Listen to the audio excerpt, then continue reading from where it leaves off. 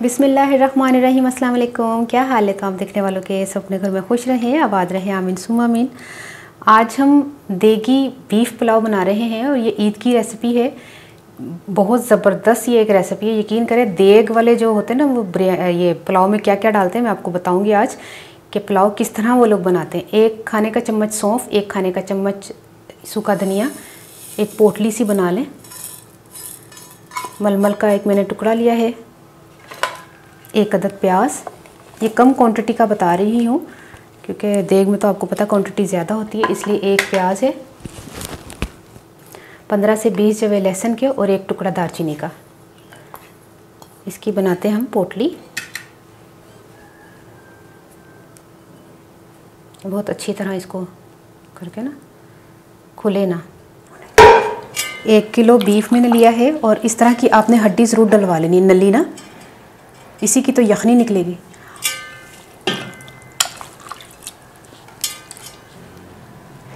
इसमें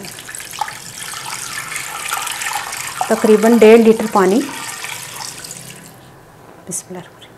ये पोटली में जो मैंने सामान डाला है, इसमें मैंने लहसुन छिला हुआ डाला है। आप छिलके समेत लहसुन डालिएगा क्योंकि छिलके समेत का टेस्ट जो है वो फ्लेवर ज़्यादा अच्छा आता है। देग वाले जो है वो छिलके समेत लहसुन डालते हैं, तो मेरे पास नहीं था तो मैंने छिला हुआ ही डाल दिया। तो तकरीबन 1 खाने का चम्मच हमने नमक डाल दिया है और इसको पकने के लिए रख देते हैं। जब तक ये गल ना जाए इसको ढककर पकाते हैं। गोश्त गल चुका है और अच्छी तरह मैंने इसको पका लिया है। अब इसको जो है यखनी अलग करते हैं और बोटियाँ अलग करते हैं। पोटली में से जो सामान का असर है ना, वो चंगी तरह निकाल लें निचोड़ के। ये देखिए इस तरह।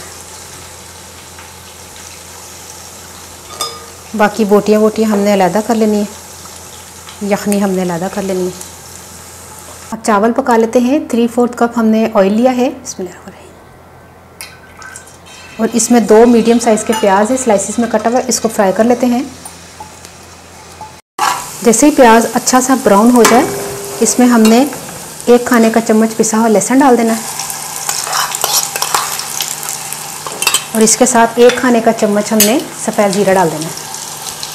साथ में ये जो बोटियाँ अलग की थी ये डाल दें।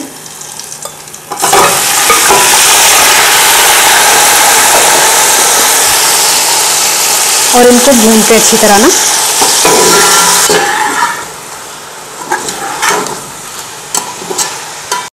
अच्छी तरह 3-4 मिनट भूनने के बाद इसमें हमने 2 टमाटर बारीक कटे हुए, 8 से 10 हरी मिर्चें बगैर कटी हुई और 4-5 हरी मिर्चें कटी हुई, 3 बड़ी इलायची, 4 से 5 लौंग डाल दें और आधा खाने का चम्मच काली मिर्च लेकिन साबुत।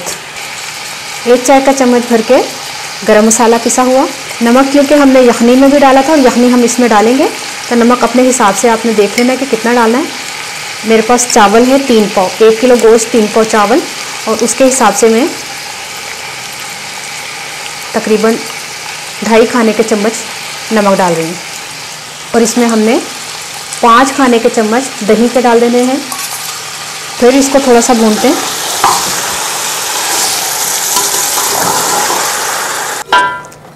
इसमें अब हमने यखनी डाल देनी है जो हमने छान के अलग की हुई थी।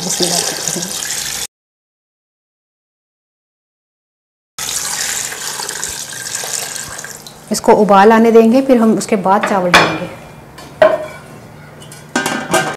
यखनी को उबाल आ गया है। अब हमने इसमें 750 ग्राम चावल यानी कि 3 पाव चावल आधे घंटे से भिगोए हुए थे, तो बासमती राइस हम इसमें डाल देते हैं।